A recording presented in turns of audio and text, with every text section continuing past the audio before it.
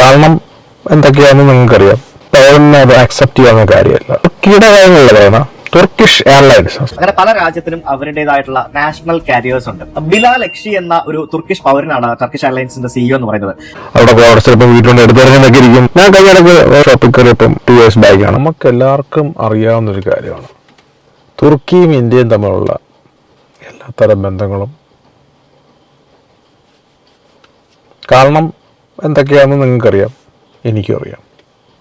തുർക്കി പാകിസ്ഥാന് നല്ല രീതിയിൽ സപ്പോർട്ട് കൊടുക്കുന്നുണ്ട്. ഈ തീവ്രവാദത്തെ സപ്പോർട്ട് ചെയ്യുന്ന രാജ്യങ്ങളെ നമ്മൾ അകറ്റി നിർത്തുന്നതാണ് നല്ലത്. നേരത്തെ നമുക്കറിയാം അമേരിക്ക സപ്പോർട്ട് ചെയ്തിട്ടുണ്ട്, ചൈന സപ്പോർട്ട് ചെയ്തിട്ടുണ്ട്, ചൈന ഇപ്പോഴും സപ്പോർട്ട് ചെയ്യുന്നുണ്ട്. അമേരിക്ക ഒരു കാലത്ത് സപ്പോർട്ട് ചെയ്തതിൻ്റെയാണ് അമേരിക്ക പിന്നീട് അനുഭവിച്ചത്. ടെററിസം ആരൊക്കെ സപ്പോർട്ട് ചെയ്യുന്നോ ഒരിക്കലും അവർ നമുക്ക് തന്നെ പണി തരും. ഈ കടിക്കുന്ന പട്ടിയെ മേടിച്ച് വീട്ടിൽ വളർത്തുക എന്ന് പറയുന്നില്ല, അതൊക്കെ തന്നെയാണ്. അപ്പം തുർക്കിയുടെ എയർലൈൻസാണ് ടർക്കിഷ് എയർലൈൻസ്. ഇപ്പോൾ സുജിത് ഭക്തൻ അതിനെക്കുറിച്ച് വീഡിയോ ഇട്ടിട്ടുണ്ടായിരുന്നു. ഇന്നിപ്പം തുർക്കി സോഷ്യൽ മീഡിയയിൽ ഹാഷ്ടാഗായിട്ട് നല്ലോണം റണ്ണിങ് ആയി നിൽക്കുന്ന കാര്യങ്ങൾ സെലക്ട് ചെയ്യുന്ന കാര്യത്തിൽ സുജിത് ഭക്തൻ ബ്രില്യൻ്റാണ്. അദ്ദേഹത്തിന് അറിയാം സോഷ്യൽ മീഡിയ എങ്ങനെ ഹാൻഡിൽ ചെയ്യണം എന്നുള്ളത്. അങ്ങനെ റൺ ചെയ്ത് നിൽക്കുന്ന ടോപ്പിക്കുകൾ അദ്ദേഹം സെലക്ട് ചെയ്യും. ആ ടോപ്പിക്ക് സെലക്ട് ചെയ്യുമ്പം കൂടുതൽ വ്യൂസും കമൻസും ഒക്കെ വരും. അപ്പം പുള്ളിക്ക് ആ വീഡിയോയിൽ നിന്ന് റവന്യൂ കിട്ടും, ഗൂഗിൾ ആഡ്സെൻസ് ഡോളേഴ്സ്. ഞാൻ അതുകൊണ്ട് തന്നെയാണ് ഈ ടോപ്പിക്ക് സെലക്ട് ചെയ്യാനും കാരണം റീച്ച് കൂടുതൽ കിട്ടുന്ന ടോപ്പിക്കാണ്. രാജ്യമെടുക്കുന്ന എല്ലാ തീരുമാനത്തോടും ഞാൻ യോജിക്കുന്നുണ്ട്. നമുക്കറിയാം നമ്മുടെ രാജ്യം ഒരുപാട് ക്രൈസിസിൽ നിന്നാണ് ഇന്നിപ്പോൾ നിൽക്കുന്ന സിറ്റുവേഷൻ എത്തിയിരിക്കുന്നത്. ഇന്നിപ്പോൾ നമുക്ക് മറ്റു രാജ്യങ്ങളുടെ മുമ്പിൽ ഒരു സ്ഥാനമുണ്ട്. പണ്ട് ഇല്ലായിരുന്നല്ല പറഞ്ഞാൽ പണ്ടുള്ളതിനേക്കാളും ഉയർന്നു വന്നു നമ്മൾ. തുർക്കിയുടെ ഈ നിലപാട് കാരണം ഇന്ത്യയിലുള്ള മിക്ക പൗരന്മാരും തുർക്കിയുടെ പ്രോഡക്റ്റുകൾ ബഹിഷ്കരിക്കുക, അവരുമായിട്ട് ബന്ധപ്പെട്ട എല്ലാ കാര്യങ്ങളും ബഹിഷ്കരണം നടന്നുകൊണ്ടിരിക്കുകയാണ്. കാരണം പൗരന് അത് അക്സെപ്റ്റ് ചെയ്യാവുന്ന കാര്യമല്ല. നമ്മളുടെ സ്വസ്ഥത കടത്തുന്ന പാകിസ്ഥാൻ്റെ പിറകിൽ ഇവരുണ്ടെന്ന് പറയുമ്പം നമുക്ക് അവരോട് എന്താ തോന്നണ്ടേ? സ്വാഭാവികമായിട്ട് നമ്മൾ ബഹിഷ്കരിക്കും. ഇന്നിപ്പം ഈ ബഹിഷ്കരണത്തിൻ്റെ വാർത്തകളാണ് സോഷ്യൽ മീഡിയയിലെല്ലാം. വാർത്തകളൊക്കെ എടുക്കാൻ നമുക്ക് കാണാൻ പറ്റും, എല്ലാ ചാനലുകളിലും അത് വരുന്നുണ്ട്. സുജിത് ഭക്തൻ അതുകൊണ്ട് തുർക്കിയുടെ കാര്യങ്ങളല്ല പറയുന്ന തുർക്കിഷ് എയർലൈൻസ് സ്വാഭാവികമായിട്ട് ആ ഹാഷ്ടാഗ് കളക്ട് ചെയ്ത് പോകുമ്പോൾ ഇത് നല്ല വ്യൂ വരും. അപ്പോൾ അതിൻ്റെ കമൻറ്റ് ബോക്സിലൊക്കെ ഒരുപാട് വിമർശനങ്ങൾ വരുന്നുണ്ട്. നിങ്ങൾ ഇപ്പോൾ ഈ ടോപ്പിക്ക് എടുക്കേണ്ട ആവശ്യമുണ്ടായിരുന്നോ? എന്തിനാണ് ഇതിപ്പം പറയേണ്ട ആവശ്യകത? ഇത് നിങ്ങൾ തുർക്കിയുടെ ടോപ്പിക്ക് എടുത്തിട്ട് ടർക്കിഷ് എയർലൈൻസിനെ കുറിച്ച് പറഞ്ഞ് നിങ്ങൾ വ്യൂ കൂട്ടുവാണല്ലേ?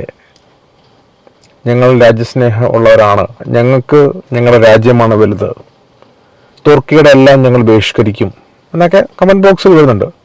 എല്ലാ പൗരന്മാരുടെയും സ്വന്തം രാജ്യത്തിലുള്ള സ്നേഹമാണ് അവരെ പ്രകടിപ്പിക്കുന്നത്.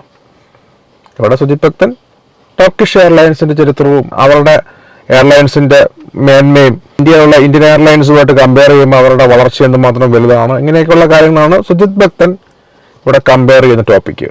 തുർക്കിയാണല്ലോ ഇപ്പോഴത്തെ ട്രെൻഡ് അല്ലേ? എന്നാ പിന്നെ നമുക്ക് തുർക്കിയെ പറ്റി തന്നെ സംസാരിക്കാം. തുർക്കിയ അല്ലെ, ശരിക്കും പണ്ടത്തെ ടർക്കി എന്നുള്ള ആ ഒരു രാജ്യത്തിന്റെ പേര് അവര് തുർക്കി എന്ന് പറഞ്ഞ് മാറ്റുകയാണ് സത്യം പറഞ്ഞാൽ ഉണ്ടായത്. തുർക്കിയ എന്ന് പറഞ്ഞ ആ പേര് മാറ്റിയത്. അപ്പോൾ തുർക്കി എന്ന രാജ്യത്തിന്റെ അവരുടെ എയർലൈൻസ് ആയിട്ടുള്ള ടർക്കിഷ് എയർലൈൻസ്, അതിനെക്കുറിച്ചാണ് ഞാനിന്ന് സംസാരിക്കാൻ പോകുന്നത്. ടർക്കിഷ് എയർലൈൻസും അതേപോലെ തന്നെ നമ്മുടെ ഓപ്പറേഷൻ സിന്ദൂറിന്റെ ഭാഗമായിട്ട് തുർക്കി പാകിസ്ഥാന് നൽകിയ സപ്പോർട്ടും റിലേറ്റഡ് ആയിട്ടുള്ള കുറെ സംഭവങ്ങളൊക്കെ നടക്കുന്നുണ്ട്. അപ്പൊ അതുകൊണ്ട് തന്നെ ഇപ്പം തുർക്കി പ്രോഡക്ട്സ് ബഹിഷ്കരിക്കുന്നു, ടർക്കിഷ് എയർലൈൻസ് ബഹിഷ്കരിക്കുന്നു, അതേപോലെ തന്നെ തുർക്കിയിലേക്കുള്ള യാത്ര ബഹിഷ്കരിക്കുന്നു. അങ്ങനെയുള്ള ധാരാളം കാര്യങ്ങൾ നമ്മൾ ഇന്ത്യക്കാർ ചെയ്യുന്നുണ്ട്. ആ ഒരു കാര്യം രാജ്യസ്നേഹത്തിന്റെ പുറത്ത് നമ്മൾ ചെയ്യുന്ന ഒരു കാര്യമാണ്. അതിനെപ്പറ്റി ഒന്നുമല്ല ഞാൻ ഇന്നിവിടെ സംസാരിക്കുന്നത്. ഞാൻ ഇന്ന് സംസാരിക്കുന്നത് തുർക്കിഷ് എയർലൈൻസിനെ പറ്റി മാത്രമാണ്. തുർക്കിഷ് എയർലൈൻസ് നമ്മൾ വിചാരിക്കുന്ന പോലെ ഒരു ചില്ലറക്കാരനല്ല എന്നുള്ളത് തന്നെയാണ് അതിന്റെ ടോപ്പിക്. തുർക്കിഷ് എയർലൈൻസ് എന്ന് പറയുന്നത് സത്യം പറഞ്ഞാൽ വിമാന കമ്പനികളിൽ ലോകത്തെ ഒരു വൻ ഭീമൻ തന്നെയാണ് എന്ന് നമ്മൾ മനസ്സിലാക്കേണ്ടിയിരിക്കുന്നു. തുർക്കിഷ് എയർലൈൻസിന്റെ കുറച്ച് വിശേഷങ്ങളും അതേപോലെ തന്നെ തുർക്കിഷ് എയർലൈൻസും എമിറേറ്റ്സും അല്ലെങ്കിൽ എയർ ഇന്ത്യയുമായിട്ട് കമ്പയർ ചെയ്തിട്ടുള്ള കുറച്ച് സ്റ്റാറ്റിസ്റ്റിക്കൽ ഡേറ്റ ഞാൻ ഇന്നത്തെ വീഡിയോയിൽ നിങ്ങളോട് ഷെയർ ചെയ്യാം. 1933 ടർക്കിഷ് എയർലൈൻസ് എന്ന് പറഞ്ഞ ഒരു വിമാന കമ്പനി ആരംഭിക്കുന്നത്. തുർക്കി എന്ന രാജ്യത്തിന്റെ നാഷണൽ കാരിയർ ആയിട്ടാണ് ടർക്കിഷ് എയർലൈൻസിനെ നമുക്കറിയാൻ സാധിക്കുക. അങ്ങനെ പല രാജ്യത്തിനും അവരുടേതായിട്ടുള്ള നാഷണൽ കാരിയേഴ്സ് ഉണ്ട്. ബിലാൽ എക്ഷി എന്ന ഒരു തുർക്കിഷ് പൗരനാണ് ടർക്കിഷ് എയർലൈൻസിന്റെ സിഇഒ എന്ന് പറയുന്നത്. ശരിക്കും ഞാനത് എടുത്ത് പറയാൻ കാരണം എന്ന് പറയുന്നത് നമ്മുടെ എയർ ഇന്ത്യയുടെ സിഇഒ ഏതോ ഒരു വിദേശിയാണ്, നമ്മുടെ ഇൻഡിഗോയുടെ സിഇഒ ഏതോ ഒരു വിദേശിയാണ്. നമ്മുടെ നാട്ടിലുള്ള പല എയർലൈൻ കമ്പനികളുടെയും സിഇഒമാര് ഇന്ത്യക്കാര് എന്തുകൊണ്ടാക്കാത്തത് ഞാൻ ഇപ്പോഴും ആലോചിക്കുന്നുണ്ട്. എന്താ ഇന്ത്യക്കാർക്ക് പറ്റൂല എന്നൊക്കെ ഞാൻ പലപ്പോഴും ആലോചിക്കാറുണ്ട്.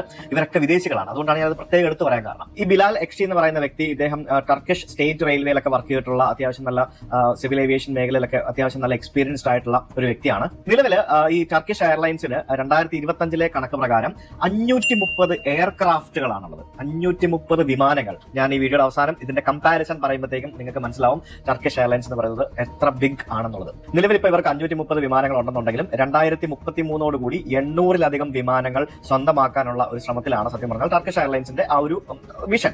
നിലവിൽ അവരുടെ ഫ്ലീറ്റ് എന്ന് പറയുന്നത് വൈഡ് ബോഡി എയർക്രാഫ്റ്റുകളുടെ കാര്യത്തിലാണെങ്കിൽ എയർബസ് A350-900 സീരീസിലുള്ള വിമാനങ്ങളുണ്ട്, ബോയിങ് 777-300ER സീരീസിലുള്ള വിമാനങ്ങളുണ്ട്, ബോയിങ് 787-9 ഡ്രീം ലൈനർ വിമാനങ്ങളുണ്ട്, പിന്നെ എയർബസ് 330-300 വിമാനങ്ങളുണ്ട്, പിന്നെ എയർബസ് 330-200 വിമാനങ്ങളുണ്ട്.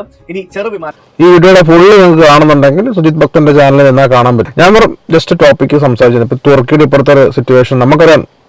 തുർക്കി നമ്മോട് കാണിച്ചതൊക്കെ അത്ര നമുക്കത് അക്സെപ്റ്റബിൾ അല്ല. നമുക്ക് സ്വാഭാവികമായിട്ട് നമ്മളെല്ലാ കാര്യത്തിലും ബഹിഷ്കരിക്കും. പണ്ട് ചൈന ആയിട്ട് ഇഷ്യൂ ഉണ്ടായ സമയത്ത് നമ്മൾ എന്താ ചെയ്തത്, ചൈനയുടെ എല്ലാ TV വരെ പലരും എറിഞ്ഞ് പൊട്ടിക്കുകയുണ്ടായിരുന്നു. നമുക്ക് ചൈനയിലെ MG ഹെക്ടർ എന്നുള്ള വണ്ടി പോലും ഉപയോഗിക്കാൻ പലരും മടി കാണിച്ചത്. പിന്നീട് പ്രശ്നങ്ങളൊക്കെ സോൾവ് ആയി കഴിഞ്ഞപ്പോൾ എല്ലാവരും യൂസ് ചെയ്യാൻ തുടങ്ങി. നമ്മുടെ രാജ്യം എന്ന് പറയുമ്പോൾ ഞാനും നിങ്ങളും ഒക്കെ ഉൾപ്പെടുന്നതാണ് നമ്മുടെ രാജ്യം എന്ന് പറയുന്നത്. രാജ്യത്തുള്ള സിറ്റിസൺസ് അല്ലേ നമ്മൾ. അപ്പം നമ്മോട് ദ്രോഹം കാണിക്കുമ്പോൾ സ്വാഭാവികമായിട്ടും നമുക്ക് അക്സെപ്റ്റ് ചെയ്യാൻ പറ്റില്ല. നമ്മൾ പ്രതിഷേധം നമ്മൾ ചിലപ്പോൾ ഈ തുർക്കിയുടെ എയർലൈൻസ് നമുക്ക് ടിക്കറ്റ് എടുത്തിട്ടുണ്ടെങ്കിൽ അപ്പോൾ നമ്മൾ നമുക്ക് ക്യാൻസൽ ചെയ്തെന്നിരിക്കും. അവരുടെ പ്രോഡക്ട്സ് ചിലപ്പോൾ വീട്ടിലുണ്ട് എടുത്തെറിഞ്ഞെന്നൊക്കെ ഇരിക്കും. ഞാൻ കഴിഞ്ഞിടക്ക് ഷോപ്പിൽ കയറിയപ്പം 2 years ബാക്കാണ് അവിടെ തുർക്കിയുടെ ഫർണിച്ചേഴ്സ് ഉണ്ട്. അവരുടെ ഫർണിച്ചേഴ്സൊക്കെ നല്ല പ്രത്യേകം കളർ ഡിസൈൻസ് ഒക്കെ അവർക്കുണ്ട്.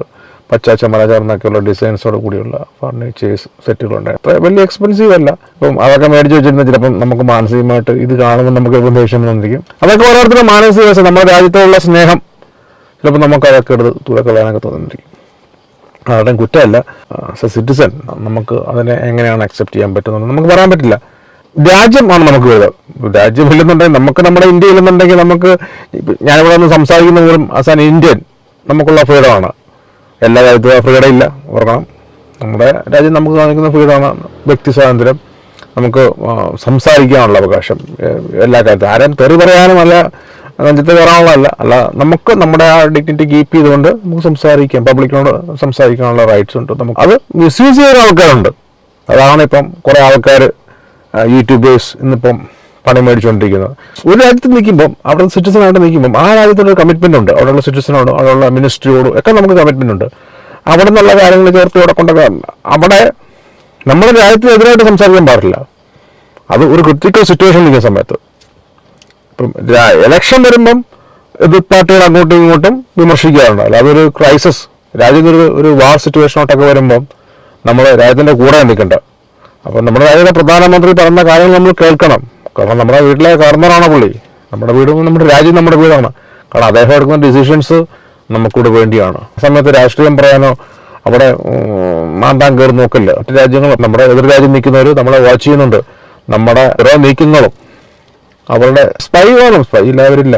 നമ്മളവരുടെ കണ്ടുപിടിക്കുമ്പം വിഷമം തോന്നാറുണ്ട്. സ്വന്തം രാജ്യത്ത് നിന്നുകൊണ്ട് നമുക്കിട്ട് തന്നെ ഇപ്പം നമ്മുടെ നാട്ടിൽ നിന്ന് പാകിസ്ഥാനിലോട്ട് ഒറ്റി കൊടുക്കുന്നതെന്ന് പറയുമ്പം അത് നമ്മളെ എല്ലാവരും ചതിക്കുന്നത് തുല്യമാണ്. യൂട്യൂബർ ആണെങ്കിലും അല്ലെങ്കിൽ ആണെന്ന് പറഞ്ഞാലേ ഇപ്പം ഞാൻ ജസ്റ്റ് കണ്ടപ്പം ഞാൻ നിങ്ങളുടെ മുമ്പിൽ ഒന്ന് ഷെയർ ചെയ്യുന്നുണ്ട്. വീഡിയോ ഇഷ്ടപ്പെട്ടെങ്കിൽ ലൈക്ക് ചെയ്യുക, ഷെയർ ചെയ്യുക, സബ്സ്ക്രൈബ് ചെയ്യുക. Okay, bye, take care.